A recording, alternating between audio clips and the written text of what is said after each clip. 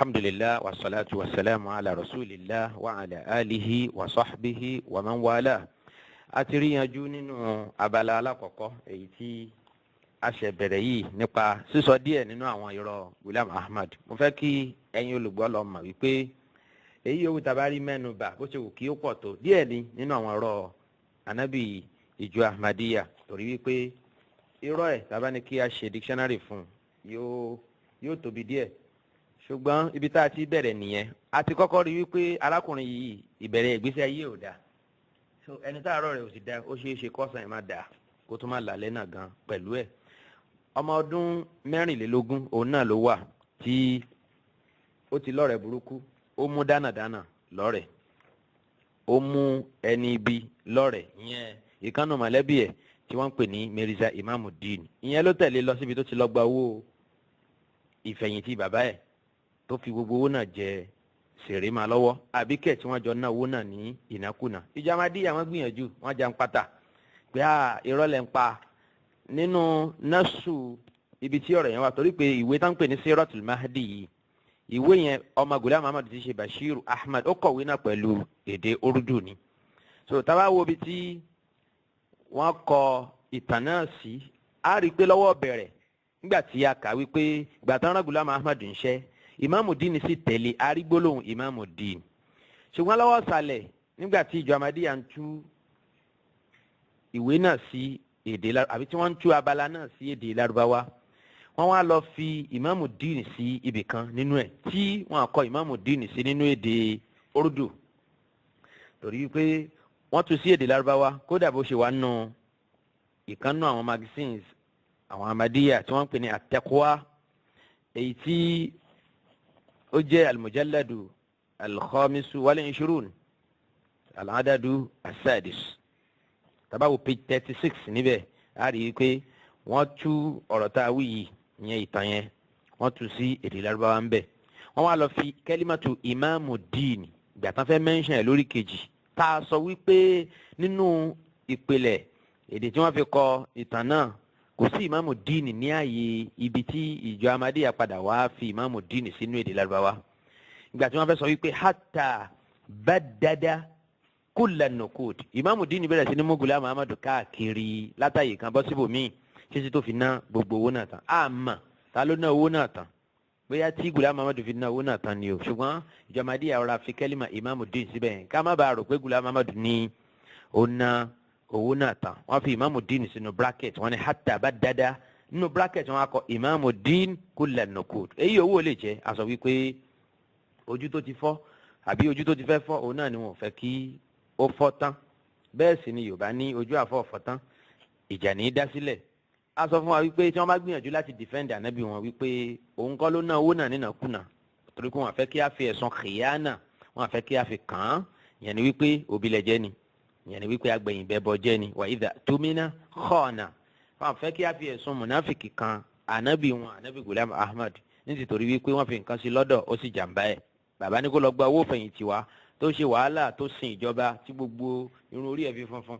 kó wá lọ gba owó náà wá, ó wá lọ fowó náà jẹ sèré. Táwọn bá fẹ́ ká fi rú ẹ̀ròyìn Ghulam Ahmad, a rí i pé èyí tí ó kù òun náà ni wípé ká ròyìn ẹ̀ pẹ̀lú wípé ó gọ̀ ọ̀pọ̀, kódà àtinú oyún ló ti ya sọ̀dọ́, ló ti ya dẹ̀dẹ̀, ló ti ya dẹ̀jọ́, torí wípé òun ni wọ́n ránṣẹ́ pé kó lọ gba owó bàǹtàbàǹtà náà wá. Ẹnìkan wá tẹ̀lé lọ pé jẹ́ kí n sìn ẹ lọ, ẹnìyẹn fi wá ná gbogbo yẹn lójú ẹ̀ láì yọ̀bọ̀n sí, láì yọ̀bẹ sí. Tí Ghulam Ahmad náà sì mọ̀ wípé ẹni náà ní ẹni ibi kan ni, kò wá sọ fún wa pé ṣe ló yọ̀bẹ sí wọn o, ṣe ló fẹ́ fọ́ orí òun mọ́gìrì ní korodo kan tó fi gba owó náà lọ́hùn, kájẹ̀ wá rápa ẹ̀jẹ̀ lórí ẹ̀ pé kódà ńgbà tí Ghulam wọlé ńjọ́ yẹn wọ́n ti dé bandage mọ́ orí ẹ̀, orí ẹ̀ bẹ̀rẹ̀ sí ní kán ẹ̀jẹ̀ ni, bí ẹni tó ṣẹ̀ kúrò ní balùwẹ̀, bí omi ti kán lára ẹni tó ṣẹ̀ kúrò ní balùwẹ̀. Rírú ẹnu ọ̀rọ̀ yẹn wọ́n ní ó bẹ̀rẹ̀ sí ní mú káàkiri títí tí Imamuddin sì fi ná gbogbo owó náà tán. Ọlọ́mọdé àgọ́fà àmífà ìwọ òjò Ahmadiyya ló gọ̀ pẹ̀lú wèrèwèrè tó ń jáde lẹ́nu wọn yìí, torí pé onílàákàyè ò ní defend irú ọ̀rọ̀ báyìí, torí pé ọ̀rọ̀ yẹn kò bá bí kankan tó dáa jáde. Gẹ́gẹ́ bá ṣe sọ wípé ìjọ yìí ìjọ alájàngbìlà ni, wa idha khasama fajara, wọ́n á sì máa wá ẹ̀rí síbi tí kò sí ẹ̀rí, torí pé gbogbo ohun tó ṣẹlẹ̀ yìí ó ń tọ́ka sí wípé Ghulam Ahmad rí ní ọmọ tó jáfáfá láti kékeré, a ti rí ní ọmọ kan tí ó ti sọ̀dọ́ ó ti ya dẹ̀jọ́ láti kékeré. wọ́n ní lẹ́yìn ìgbà tí Imam Deen wá fi Ghulam Ahmad sílẹ̀ tán ló bá tún lọ dá mọ́tò lọ́nà abẹ́rì ẹ wọ àwọn ọ̀rẹ́ tí Ghulam Ahmad ń bá rìn láti kékeré torí pé ó túmọ̀ sí pé pàdé ẹ̀ lọ́gbẹ́ nìyẹn tí ìwà ẹ pé pàdé ẹ̀ ni ìyẹn ò ní sọ pé wọ́n ní kí n lọ gbowó wáǹbì kan torí pé wọ́n rẹ̀ ń ṣẹ́ olóńpẹ́ ẹnìkan pé jẹ́ ká jọ débẹ̀ kí ló ń lọ ṣe dáàdì kí n lọ gba pẹ́ńṣàn wa ó ti mọ̀ pé ọmọ àdúgbò ni ọmọ gbòòrò ni amúgbó ni ká ló máa ta ni tẹ́lẹ̀ òkè kí ló ti Ghulam Ahmad yìnyín lọ rẹ̀ anabi wa sallallahu alayhi wa sallam kódà ọlọ́run ò tí ì ṣe lánàbí ọlọ́run àwọn ẹni rẹ̀ ló ń bá tò òwò ló bá Khadija ṣe ẹni rẹ̀ sì ní Khadija nínú ìwà wúwù tàbá kàtà gbèsè ayé àárẹ̀ pé ó ti jẹ́ ọmọlúwàbí kó tó di pé ọlọ́run padà wá fi ẹ̀sìn Islam ọlọ́run padà fi pọ́n alé. ọ̀gbẹ́ni Mirza Imam Deen yẹn ó ná gbogbo owó tán mọ́ Ghulam Ahmad lọ́wọ́ Ghulam Sumandere lẹ́yìn ìgbà yẹn tán ṣe ló tún lọ dá mọ́tò lọ́nà wọn ní mọ́tò tó kóòtì àwọn náà ló kú kọ̀ọ̀kan fúnra wọn èmi kọ́ mo bá wọn kọ́ mọ́tò tó kóòtì ni ọ̀gbẹ́ni bá lọ dá mọ́tò lọ́nà lọ́wọ́ ọlọ́pàá bá bà lọ́lọ́pàá bá máa fi sínú gálágo ló ń titi wọn. Ghulam Ahmad kí ló tún wá sọ fún wa lẹ́yìn ìgbà yẹn jáde ẹja gbọ́ díẹ̀ lẹ́nu ọ̀gbẹ́ni náà ọ̀gbẹ́ni Akéde Oòduà. ọmọ Ghulam Ahmad ti ṣe Bashiru Ahmad ó tẹ̀síwájú nínú ìtàn Aláròyé àbí ìtàn Akéde Oòduà èyí tí ó ń sọ nípa bàbá rẹ̀ ẹ̀sìn má gbàgbé pé ọmọ yìí tó ń kọ̀tàn yìí Bashiru Ahmad yìí náà ọmọ tó gbà fún Ghulam Ahmad ni kò sínú àwọn tí wọn àgbà fún tábà sọ wípé torí pé kò gbà fún bàbá ẹ̀ ló jẹ́ kó máa bójú ẹ̀jẹ̀ báyìí. ó ní takulu walidati ìyá àwọn tó ń sọ fún ìyẹn ìyàwó Ghulam Ahmad kana alayhi salam yakul kuntu qad fahimtu min kalamihi hadha anna walidati qad tuwfiyat náà ìyẹn kọ́ ní tí mo fẹ́ lò kọ́ nìyẹn ìtàn mí nìyẹn. wọ́n ní Ghulam Ahmad qala alayhi salam wọ́n ní Ghulam Ahmad sọ wípé ọmọ Ghulam Ahmad sọ pé bàbá àwọn sọ wípé indama tarakani Mirza Imam Deen sara yatajawalu huna wa hunaka wa akhiran hajama qafilatan muhammalatan bish-Sham liyanhabaha wa qubida alayhi summa utlika sarahu fil mahkama. Ghulam Ahmad sọ wípé ńgbà tí wọ́n mú ẹ̀gbọ́n òun tí ṣe Imam Deen tí wọ́n ti mọ́lé وكان عليه السلام يقول غلام محمد sọ wípé يبدو أن الله تعالى قد أنقذه من السجن من أجلنا ó ní ó dàbí ẹni pé torí tiwa ìyẹn torí tòun Ghulam Ahmad lọ́lọ́run ṣe la Imam Deen kúrò nínú ẹ̀wọ̀n náà tí ò fi rẹ́wọ̀n he لأنه لو بقي في السجن torí pé ká ló ń bẹ nínú ẹ̀wọ̀n náà ni tí wọ́n àtètè mú jáde kúrò ń bẹ yẹn ni pé Imam Deen wẹ̀wọ̀n ṣùgbọ́n kò pẹ́ kò jìnnà ìjọba padà dá sílẹ̀ pé kó máa lọ ó ní لو بقي في السجن فبغض النظر عن سيرة هذا الشخص الشرير tabati ẹni ká tiẹ̀ máa wo ìwà burúkú tó ń bẹ lọ́wọ́ Imam Deen ẹni ibi yìí Ghulam Ahmad sọ pé làkọ́lá náà sọ àná ká ní kì í ṣe pé ọlọ́run wo tiwa máa láàánú abẹ́rẹ́ nǹkan ọlọ́run wo ti Ghulam Ahmad má Imam Deen lára olè kékeré ọlọ́run wo tiẹ̀ má olè ńlá lára wàlíyàsù billah làkọ́lá náà sọ àná ó láwọn Yorùbá máa sọ pé inna ibna ammihi kana sajina ẹ̀rí ọmọ ẹ̀gbọ́n bàbá rẹ̀ ẹlẹ́wọ̀n ni abẹ́rẹ́ nǹkan bẹ́ẹ̀ Ghulam Ahmad sọ pé inú òun dùn pẹ̀lú pé ó lọ dá mọ́tò lọ́nà kò sí wẹ̀wọ̀n ẹ̀rọ ànábì ọlọ́run wàlíyàsù billah. أقول إن مرحلة توظفه عليه السلام في سلكوت كان من ìjà àfihàn sílẹ̀ ǹjẹ́ mo fẹ́ lò mẹ́rin ni pé Ghulam Ahmad sọ pé ọlọ́run wo ti àwọn máa la òun náà ni ò jẹ́ kí Imam Deen pẹ́ lẹ́wọ̀n torí pé tí ò bá ṣe bẹ́ẹ̀ ni tó bá pẹ́ lẹ́wọ̀n àwọn èèyàn máa sọ pé ẹ̀rí Ghulam Ahmad tó pe rẹ̀ lẹ́ni ọlọ́run bẹ́ẹ̀ sì ni ọmọ ẹ̀gbọ́n bàbá rẹ̀ àbọ̀mọ àbúrò bàbá rẹ̀ òun náà ni ló ya ẹlẹ́wọ̀n ẹ̀rí bí ọ̀rọ̀ yẹn ṣe tutù tó ṣe pé ọ̀rọ̀ náà abala stupid ọ̀rọ̀ ni yẹn pé irú tí Ghulam Ahmad sọ yìí ọ̀rọ̀ tí ò yẹ kó tẹnu ẹni tí ó ní làákàyè pẹ́ẹ́pẹ́ẹ́ kó dàbí òjò ìdérí rọ́ọ̀bù àbí ìdérí ọtí báyìí lọ kò yẹ kó tẹnu ń tọ̀hún yẹn jáde torí pé kí ló kàn án pẹ̀lú pé tó bá wà nú ẹ̀wọ̀n o wọ́n wá sọ pé ẹ̀rí o ọmọ mọ̀lẹ́bí ànábì kan ló wà nú ẹ̀wọ̀n yìí ẹ̀dá kan gbó ni ẹ̀ gbàjọ nínú àwọn àmì tá a fi ń mọ̀ pé ànábì Ọlọ́run lèèyàn ọ̀rọ̀ wo ló gbà bára wọn mu kí lè túmọ̀ àtàmà tó ń jáde lẹ́nu Ghulam Ahmad al-Qadiani yìí nísìnyí tábà múnú ọ̀rọ̀ yẹn Ghulam Ahmad sọ pé torí ti tàwọn kò rẹ́wọ̀n he kò wẹ̀wọ̀n ṣùgbọ́n tábà bè lọ Ghulam Ahmad wípé báwo ló ṣe rí wípé nǹkan dójútì ni kíkan nù mọ̀lẹ́bí ẹ̀ kó wẹ̀wọ̀n rí ṣebí yóò padà jáde ni èrè iṣẹ́ ló lọ jẹ́ òun ló lọ dá ọkọ̀ lọ́nà ọwọ́ ìjọba sì bà so ntọ́mọ wá òun náà lójú ọmọ rí ó yẹ kó wẹ̀wọ̀n náà ni ṣùgbọ́n Ghulam Ahmad rí pé nǹkan dójútì ni ó máa jẹ́ fún àwọn nínú mọ̀lẹ́bí àwọn ó dáa ó wá tẹ́ Ghulam Ahmad lọ́rùn kó wá bá a bẹ lọ́rùn pé Ọlọ́run jẹ́ kí wọ́n tú sílẹ̀ o kí wọ́n wá fi olè náà sílẹ̀ kó má ṣe ẹ̀wọ̀n tó yẹ kó ṣe bẹ́ẹ̀ sì ni ó ti dáràn ẹ̀wọ̀n ẹ dákun ǹjẹ́ yẹn dà ǹjẹ́ yẹn dá torí pé arákùnrin yìí ńgbà tá a ti mọ̀ pé ìwọ ẹ̀ ni ọmọ ìgboro ni ọmọ àsọ̀tá ni ọmọ gáràjì ni ọmọ oníwàkiwà ni gbogbo àwọn wàwọn yìí tí ò bá já sí pé wọ́n fi jófin ó sì pẹ́nu ẹ̀wọ̀n ó mu gàrí dáadáa ó ṣiṣẹ́ àṣekára báwo ni ó ṣe kúrò nídìí ìwà burúkú yẹn ẹ á rí i pé Ghulam Ahmad ń hábọ̀ ìwà burúkú ẹ rí i pé ọlọ́run ò kọ́ Ghulam Ahmad ṣe rárá àti rárá bẹ́ẹ̀ sì ni ọlọ́run oníṣẹ́ aláì yẹpẹrẹ gbogbo àwọn tó bá jẹ́ alábòsí tí wọ́n bá jẹ́ ẹni tó ń dá irọ́ pa mọ́ ọlọ́run ọba àlekíọ́lá bẹ́ẹ̀ sì ni ẹ wo wa Ghulam Ahmad ń bì ó ń bẹ lọ́n fẹ́lẹ́ wọn pé ọlọ́run jẹ́ kó bọ́ kó má tiẹ̀ jìyà kó má tiẹ̀ pẹ́ mbẹ́ rárá láàrin ìṣẹ́jú mélòó kan ti sáré mu kúrò mbẹ́ kó má bàa jẹ́ ìdójútì fún wa ẹ wò ànábì asàfùlà àsìm ṣé ànábì tiẹ̀ lélẹ́yìí tí mo bá pèlè ànábì mi ń ṣe ẹ̀yẹ́ ń tèmi ni ò torí pé eléyìí ò jọ ìwà ànábì ọlọ́run pẹ́ẹ́pẹ́ẹ́ ṣùgbọ́n ká lè bá a dá mà wípé orúkọ tó pe rẹ̀ ẹ jẹ́ ká pè é ṣùgbọ́n ànábì gidi ojúlówó ànábì tọ́lọ́run ànábì wa Muhammad sallallahu alayhi wa sallam òun ló kọ́ wa lẹ́kọ̀ọ́ wípé níjọ́ tí arábìnrin kan jalè tí àwọn mọ̀lẹ́bí ẹ̀ kan wá ní wọ́n ṣíjú àánú wo torí pé ẹni yìí ni àbí yìí ni ànábì sallallahu alayhi wa sallam wá fàjúrò ó bínú sí ẹni tán ní kó lọ bẹ̀ ànábì lórí ọ̀rọ̀ yẹn torí àwọn mọ̀lẹ́bí obìnrin àbí obìnrin ọlọ́rọ̀ náà wọ́n lọ bá hibbu nàbí sallallahu alayhi wa sallam Usamatu ibnu Zayd tá ànábì nífẹ̀ẹ́ sí púpọ̀ wọ́n ní kó lọ bá ànábì sọ̀rọ̀ pé kó má jẹ́ kí wọ́n gé arábìnrin náà lọ́wọ́ ànábì wa ń sọ fún wa pé ya Usama ìwọ Usama atashfa'u fi haddin min hududillah ṣé ibi òfin ọlọ́run ọba tó ti gbé kalẹ̀ pé báyìí ní ká ṣe ṣe lọ́ fẹ́ máa yọ̀ǹda àwọn èèyàn kan pé ẹ̀já fi wọ́n lẹ̀ ká máa lọ Usama irú ìwà wo nù ta ló kó gbó sí ẹ lọ́pọlọ gan-an ta ló bẹ́ẹ̀ sọrú eléyìí wọ Usama ta ló sọ fún ẹ pé yẹn máa ń ṣòfin ọlọ́run bó ti wù yàn á lò fẹ́ni tó bá wù wá á nílò fẹ́ni tí kò wù wá ẹni tá a bá fẹ́ kó máa lọ á fi ilẹ̀ kó máa lọ á ní fi jófin ta ló bá sọrú ẹ wọ Usama ó ní wàláhi láwo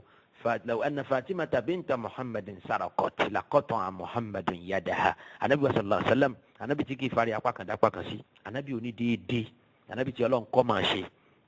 النبي أجمع òjíṣẹ́ Ọlọ́run wá sọ pé kódà tó bá jẹ́ pé Fatima ọmọ Muhammad òun ló bá jalè tó sì lẹ́tọ̀ọ́ kí wọ́n gé lọ́wọ́ Muhammad ó pàṣẹ kí wọ́n gé ọwọ́ sallallahu alayka wa sallama ya sayyidi ya rasulallah kí àtọ́lọ́ Ọlọ́run kó máa bá ànábì olódodo yìí ànábì onídéédé ṣùgbọ́n kíbi ní Ọlọ́run kó máa bá àwọn ànábì òpùrọ́ tí wọ́n ń dáadáa parọ́ mọ́ Ọlọ́run ọba tí wọ́n sì ń gbìyànjú láti sọ àlèhùnmá ànábì wa Muhammad sallallahu alayhi wa sallam nù. àǹfààní tá a fẹ́ múnú tàn gbèsè ayé Ghulam Ahmad yìí ìyẹn ìtàn ṣíṣòwò mọ̀kùmọ̀kù yìí àǹfààní ẹ̀ má pọ̀ ẹ̀rí pé àṣà ń ṣe sìnbà tọ́ọ̀tù oríṣiríṣi ni nítorí wàá wù kálukú òun náà ni kó máa yẹn fà jáde láti inú sórí yẹn àǹfààní pọ̀ mbẹ̀ púpọ̀ nínú àwọn àǹfààní yẹn òun náà ni wípé Ghulam Ahmad bàbá ẹ̀ ti ń bá a sọ tẹ́lẹ̀ wípé gbáṣẹ́ ìjọba kó o lè ní fọkànbalẹ̀ kó wọn náà lè máa rí iye kan gbà lọ́wọ́ ìjọba lóṣù owó ìjọba yìí owó wáyé ni jẹ́ káwa náà kárí pé abùlá ń bẹ̀ ìwọ náà gbàṣẹ́ Ghulam lóhùn ò gbàṣẹ́ òun fẹ́ ṣègbésí ayé zahidu gbèsè ayé tó ń ráyé sá ìdí nìyẹn tó fi já sí pé ń bi iṣẹ́ tó lọ gbà kò lè ju bí oṣù bí ọdún bíi 4 lọ ṣe tó fi padà kúrò ńbẹ̀ padà wá sí kọ̀díyà nílùú ibi tó ti sá jáde nítorí pé kò lè padà wọbẹ̀ nítorí pé ó ti lọ fowó tí wọ́n ní ó gbà wálé ó ti lọ fi jẹsúyà ó ti lọ fi gbá fàájì ó ti lọ fi ṣeré ó ti lọ fi tage pẹ̀lú àwọn Allahul musta'an. Nínú àǹfààní tá a tún rí mú nọ́ọ̀tàn yìí nínú ẹ̀kọ́ tá a rí mú jáde ń bẹ̀ ẹ̀kọ́ burúkú ni ná òun náà ni pé Ghulam Ahmad ó ti ní lọ́kàn wípé òun fẹ́ lọ sí sálẹ̀ kóòtù tẹ́lẹ̀ lọ ṣiṣẹ́ ni torí wípé ọ̀rọ̀ ṣẹlẹ̀ kò ṣẹlẹ̀ ó gba ìta sájáde lọ kò padà wọlé mọ́ bẹ́ẹ̀ sì ni ṣé kò yẹ kó padà lọlé kó lọ jíṣẹ́ wípé Mirza Imamuddin àràbá yìí ló fi mí dá o ó fẹ́ fọ́ orí mi mọ́ gírí ni o àfìgbà tí ó gbowó lọ́wọ́ mi tipátipá tó fi ná gbogbo owó náà dànù ó yẹ kó tiẹ̀ lọ wí báyìí kàṣà báyìí káwòdì báyìí lọ̀rọ̀ náà ṣe rí kó padà sílé ó túmọ̀ sí pé ó ti ní lọ́kàn láti lọ sílùú sálẹ̀ kóòtù lọ ṣiṣẹ́ tẹ́lẹ̀ ó ṣeé ṣe kó jẹ́ pé bàbá tó bí bàbá náà ń takò ọ̀rọ̀ náà kò fẹ́ yọ́nú sí i pé kó lọ ṣiṣẹ́ nílùú òdì kejì torí pé bàbá ẹ̀ fẹ́ kó máa ṣiṣẹ́ nítòsí ọ̀dọ̀ ọ̀hún so torí náà ńkọ́ Ghulam Ahmad ti wá ní plan wípé ọ̀dà tó bá ti tásìkò tó ń lọ gba owó yìí o òun kàn kówó yẹn lọ sí sálẹ̀ kóòtù ni òun fò ètò òun fi gbà lé ńbẹ ètò òun fi ra oúnjẹ sílé ńbẹ ó súnmọ́ jàmá ẹ̀yọ́ máa yà hánú ẹ̀sìn ẹ̀yin náà wo bí ìtàn yẹn ṣe wá ẹnìkan náwó nàkúnà máa lọ́wọ́ ló bá kọjá sílùú òdì kejì nílùú ibi tí ò ti mẹ́rin kankan tó já sí pé yóò ṣẹ̀ lọ bẹ̀rẹ̀ ṣẹ́ ń bẹ̀ ni owó tí wọlé ń bo ní ògbé ń bo ní ó máa sùn kí ni ó máa jẹ ẹ bá wò dáadáa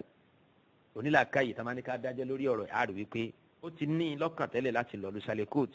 láti lọ ṣiṣẹ́ so ó wá lo owó yẹn láti fi ṣe tẹ̀díbírù ọ̀rọ̀ ara ẹ̀ yẹn pé láti lè fi mójútó ọ̀rọ̀ ara ẹ̀ pé apá kan náà owó náà kóun fi gbalé kóun fi ra ohun tó wọn máa jẹ ẹni tó wọn máa fi sùn àti bẹ́ẹ̀ bẹ́ẹ̀ lọ so n tó lo owó náà fún nìyẹn kó tó di pé owó oṣù mi ò padà máa wọlé láìpẹ́ so eléyìí láti kó bálà káyìí mu nínú ọ̀rọ̀ yẹn iṣu wípé ìmáàmù dín ló ná owó yẹn ń ná apà tá a máa lọ́wọ́ á rí pé kò wọ́ làákàyè torí náà nǹkan kí ìjọ Ahmadiyya ká lọ sún kúrò níbi nídìí ìlú wọn ní erémadé ni kí wọ́n kúrò níbi gbogbo wèrèwèrè tó ń tẹnu wọn jáde yẹn torí pé onílàákàyè kan ò ní sọ̀rọ̀ bẹ́ẹ̀ yẹn ìjọ Ahmadiyya wọn àmà láwọn ò tẹ̀ wọ́n má gbìyànjú láti defend ànábì wọn ìkànnì àwọn defense wọn ni mo ti sọ yẹn tó ní kí wọ́n ní kùlẹ̀ àmọ̀kọ́ ló náwó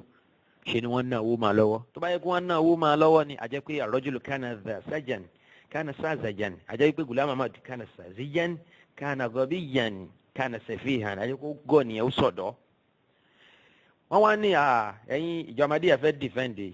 Ghulam Ahmad pé wọ́n lè dúpọ̀ ànábì ọlọ́run wọ́n lè gbá ànábì ọlọ́run lójú wọ́n lè tàn gba owó wọ́n lè ná owó máa lọ́wọ́ kán ní kó lọ gba owó wá ń bì kan kán fi owó náà jẹ sèré kán fi jẹ súyà kán fi gbádùn tá máa lọ́wọ́ wọ́n fi lọ́sọ mu tíì lọ́dọ̀ mẹ́tì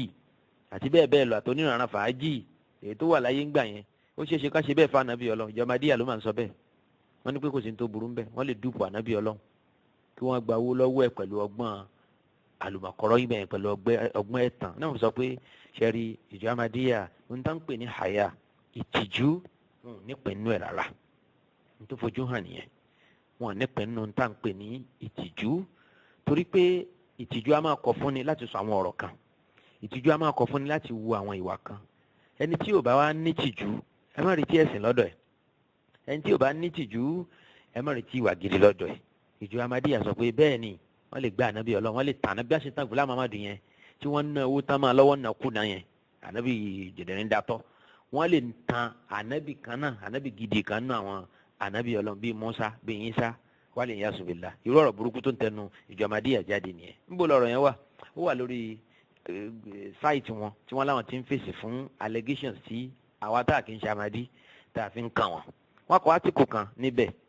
lórí ahmadianswers.com wọ́n ní did Mirza Ghulam Ahmad steal his father's pension ṣé lóòótọ́ ni Ghulam Ahmad ló jí pension bàbá ẹ̀ ìtàn yẹn ìjọ Ahmadiyya tí wọ́n bá fẹ́ defend kan nínú àwọn allegations tí wọ́n fi kàn wọ́n this is a complete lie irọ́ lélẹ́yìí tó fojú hàn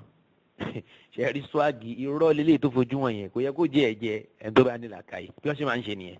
wọ́n á ní irọ́ ni tẹ́bá ní ká mú ọ̀rọ̀ yẹn wá wọ́n á ní torí pé bí ìtàn yẹn ṣe ṣẹlẹ̀ kọ́ lẹ ṣe kóòtù ẹ̀ ọ̀dà ẹmu wá ń gbà yẹn the same thing ten sọ làwọn náà máa sọ ìyẹn mo sọ pé ìjọ yìí wọ́n jẹ́ ìran kan tí wọn ò ní nǹkan pè ní ojú tì ọlọ́run ò pẹ́ àyà mọ́ wọn rárá àbẹnú àbátọ́lọ́ ń pín mọ́ wọn ṣètọ́nu tàn wọn ó bàjẹ́ mọ́ wọn lọ́kàn ó bàjẹ́ mọ́ wọn lójú fálàmì ẹ̀bùkọ̀ fi wòjò ihim àyà wàlẹ̀ àmà kò sí nǹkan pè ní má olè àyà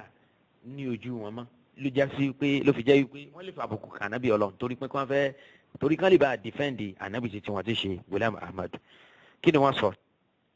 wọ́n ní Imam Din òun náà ló ná owó yẹn tán nínú péjì tí mo ń kà yẹn tá ti ń dìfẹ́ǹdì yìí wọ́n ní gẹ́gẹ́ bó ṣe já sí wípé ànábì sallallahu alaihi wasallam òun náà ní ọ̀nkù irú Abu Jahali tó jẹ́ ọ̀tá tó fojú hàn sí ànábì sallallahu alaihi wasallam bẹ́ẹ̀ náà ni Imam Din náà jẹ́ ọ̀tá tó fojú hàn sí Ghulam Ahmad yẹn kọ́sìn Ghulam Ahmad ti ṣe Imam Din wọ́n ní ọ̀tá òun náà ló jẹ́ ọ̀dà nígbà tí yẹn bá jẹ́ ọ̀tá yẹn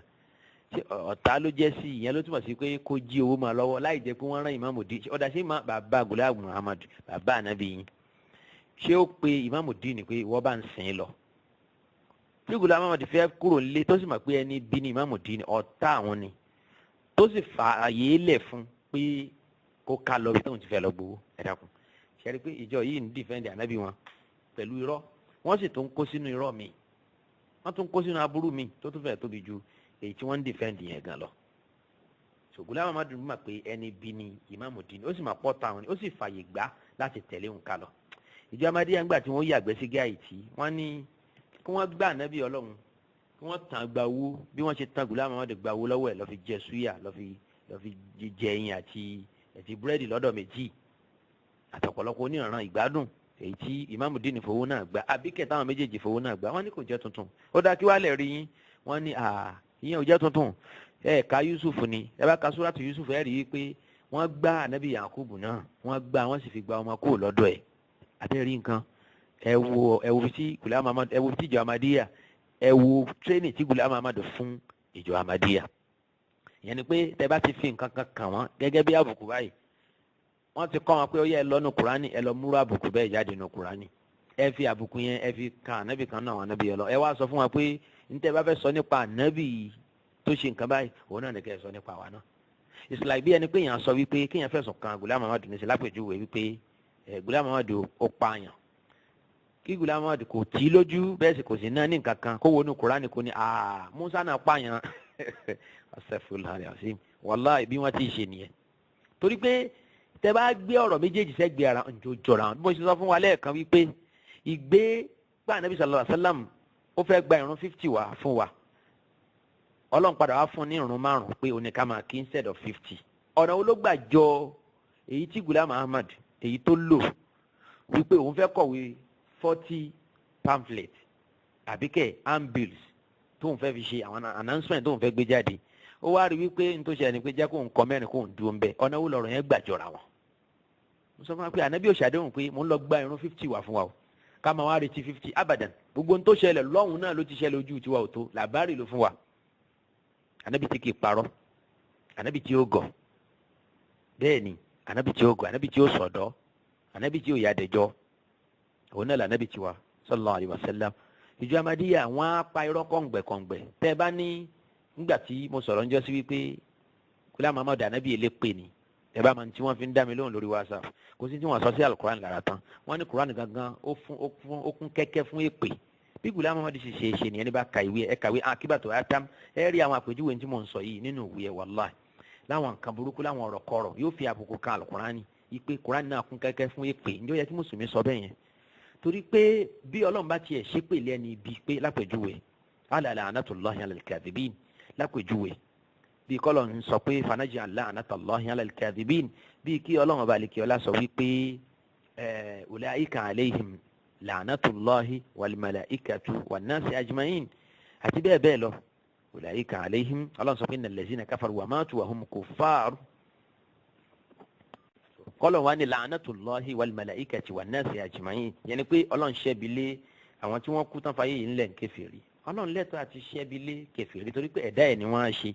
òun sì ni wọ́n á sìn bóyá Muhammad àwa ra transfer ohun tó lọ sọ ń bẹ̀yìn àwa transfer ẹ̀ sí àwa tàbá reject òun náà ẹ̀dá kò ní ó jọra wọn ọba tó ní ẹrú ẹ̀ ó ní àwọn kan ò ṣètò òun ó lẹ́tọ̀ọ́ sí ìyàwó wọ̀ náà ǹjẹ́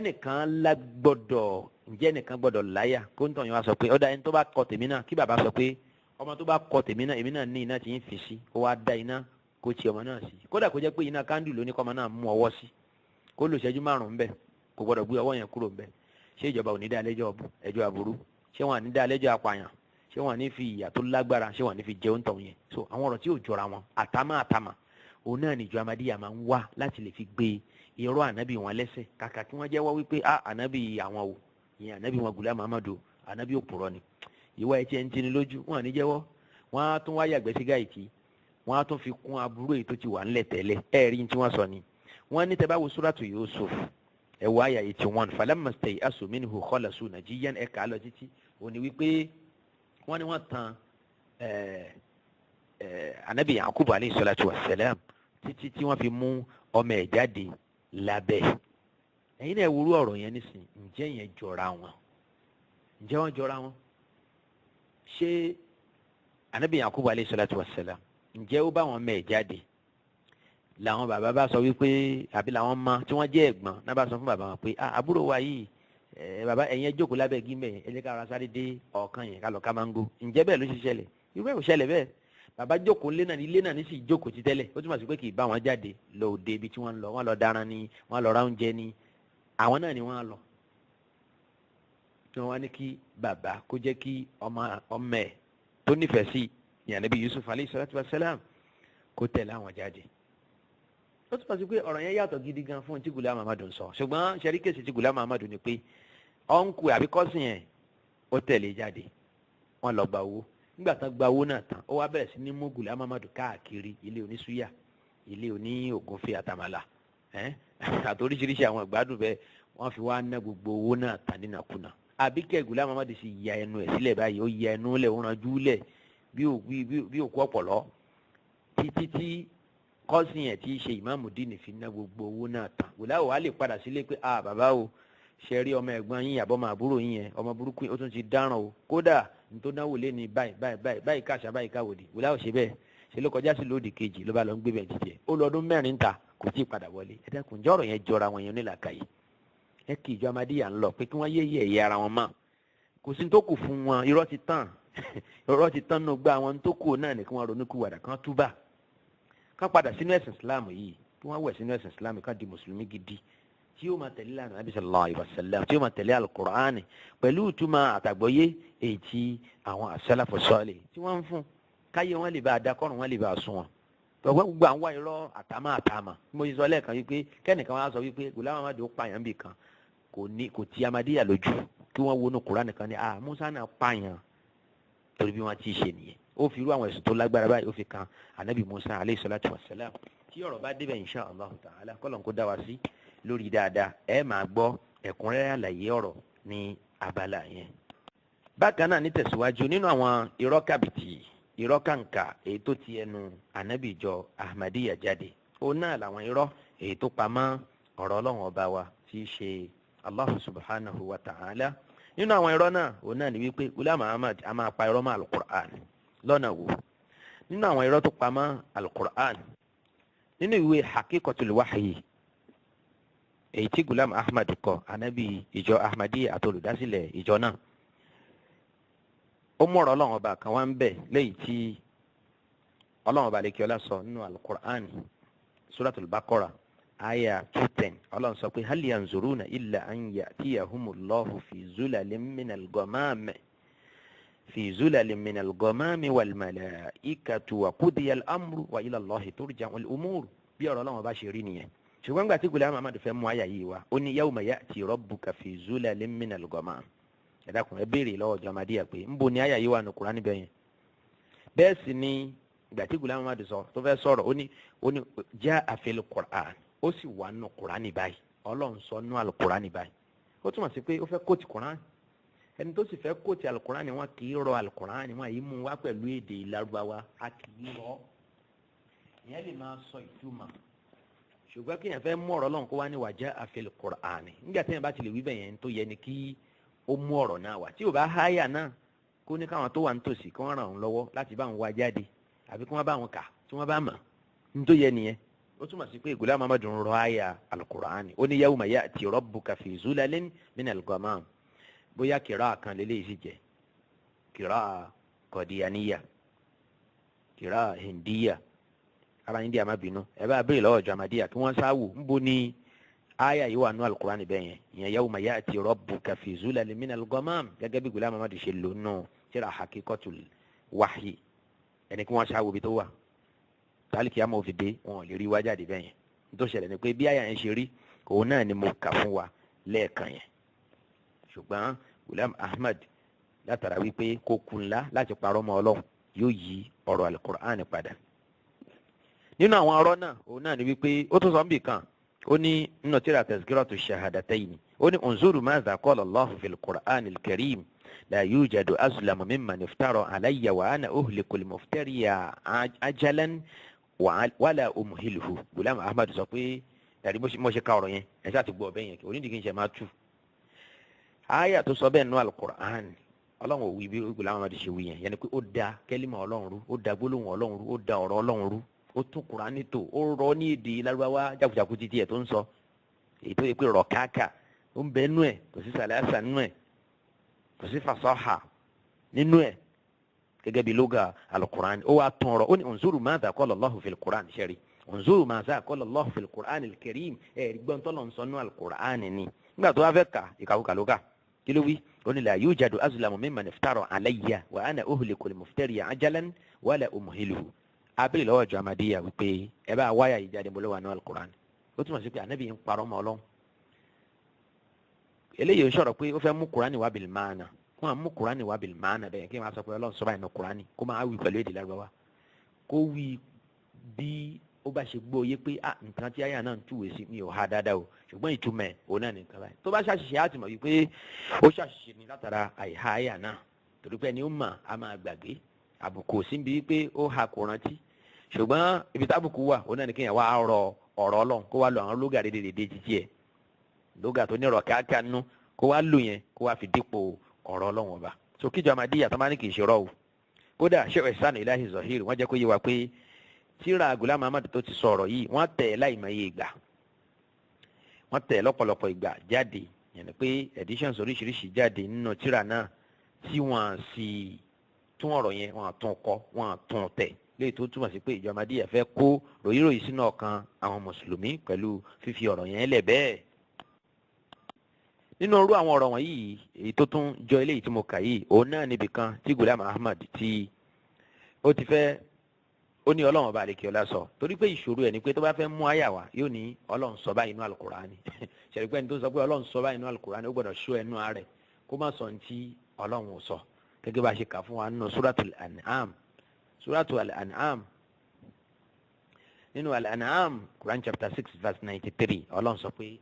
ẹni tó ń dáadáa parọ́ mọ́ òun ọlọ́run ọba ẹni náà ní fi jẹ́ ẹni ibi jù alábòsí èèyàn ọlọ́run kó má ṣe wá lálábòsí kó má ṣe wá lẹ́ni ibi a gbọ́dọ̀ ṣọ́ ẹnu wa ńgbà tá a bá fẹ́ mú ọ̀rọ̀ Ọlọ́run wá èyí tọ́pọ̀lọpọ̀ àfáàǹṣe láwùjọ wa lẹ́yìn tó jásí pé wọ́n àkùnlá ẹlòmíì ò máa ń rọ Kùránì kódà àwọn súrà tó ti gbajúmọ̀ tó ti kọ́mọ̀ bíi náà nzalinahu bíi wàtíìnì wa zaituni àti bẹ́ẹ̀ bẹ́ẹ̀ lọ ìmáàmù mi tó ń rọ nílẹ̀ Yorùbá tá a wà yìí látara àìfọkànsí tó yẹ ká fọkàn sí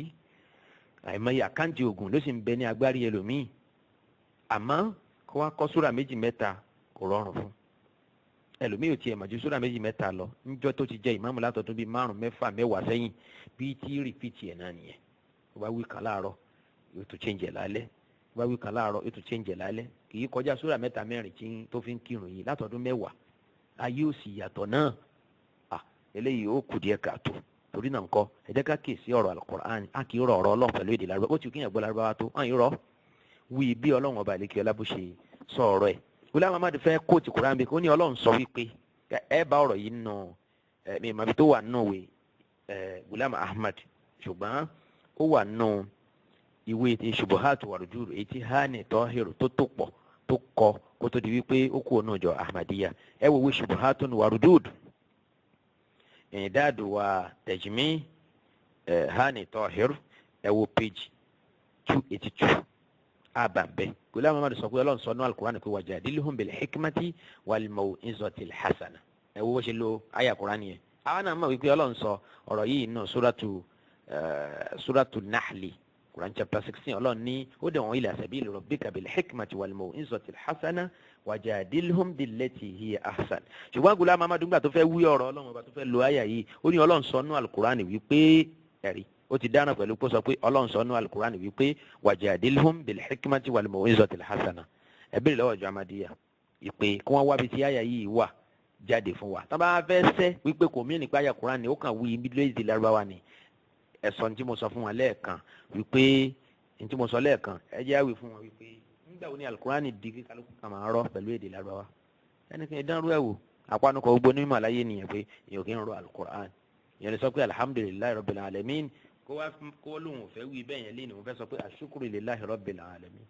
àbí ashukuru lillahi rabbil awalim kì í ṣe Qur'an ló ń tọ́ yẹn ká ma torí tọ́lọ́ bá fẹ́ kó máa jẹ́ ashukuru lillahi rabbil awalimi kì bá sọ bẹ́ẹ̀ ṣùgbọ́n kí ló dé tó lo alhamdu kí ló dé tó lo alalamina ọlọ́run ọba àlekíọ́lá òun ló yé ju gbogbo onímọ̀ lọ léyìí tó túmọ̀ sí pé Ghulam Muhammad la yatawarra'u an al-iftira' ala Allahi ta'ala kò lójútì kódà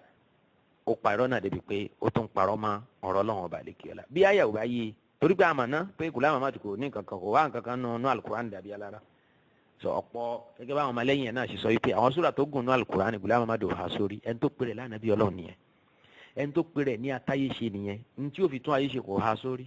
tẹ́nìkan bá tẹ̀ ní ha Qur'an jẹ́ ó yẹ ẹni tó pèrè lánàá bí ọlọ́run nǹkan ti ṣe Ghulam Muhammad láti inú oyún kọ́ni yasubillah kọ́lọ́ má jẹ́ kí nǹkan ṣe àwa òun náà la ṣe ń pàrọwà fún ìjọ Ahmadiyya wàláì kí n tó máa sọ̀rọ̀ bí mo ti ń sọ bó ṣe dàbí ẹ̀fẹ̀ bó ṣe dàbí ègbú yìí ojú mi ti rí tó pẹ̀lú ìjọ Ahmadiyya ni mo ti mọ̀ wípé wàláhì wọn gba ohùn rírọ̀, bó tilẹ̀ já sí pé ohùn mi tí mo fi ń sọ̀rọ̀ yìí náà kò le mọ́ wọn. Mò ń sọ̀rọ̀ torí pé mò ń pẹ́ nídìí tí wọ́n kọ sínú ìwé wọn púpọ̀. Ẹ̀fẹ̀ kọ́ ló pọ̀, bẹ́ẹ̀ sì ni èébú àbí pé òun kọ́ ló pọ̀ nínú ọ̀rọ̀ mi. Èyí tí mo bá sọ bá dàbí èébú àbí ẹ̀fẹ̀ torí pé mo ti rí tó, mo ti rẹ́rìn. Bákan náà wọ́n ti bú mi, wọ́n ti ṣépè fún mi lórí WhatsApp ṣoríṣiríṣi. Òun náà ló jẹ́ kí ojú mi dá. So kí máa sọ̀rọ̀ yìí bí mo ṣe ń sọ yìí pé mo ti rí wípé ọ̀pọ̀lọpọ̀ wọn ò fòótọ́ gbọ́. Ọ̀pọ̀ nínú ìjọ Ahmadiyya wọn àfẹ́ òótọ́ gbọ́, wọ́n fẹ́ ṣẹ̀sìn Ọlọ́run ọba báṣubàṣu bó ti wù wọ́n. Ohun tí mo kẹ́fín sí nínú ìgbésí ayé